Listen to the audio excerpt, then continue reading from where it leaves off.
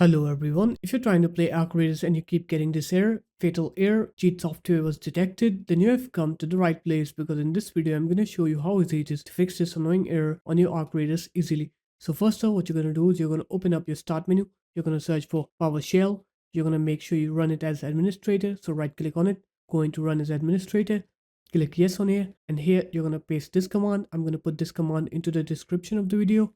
You're going to execute it, and what that will do is it will scan for any auto hotkey processor running in the background. Press Y on your keyboard here,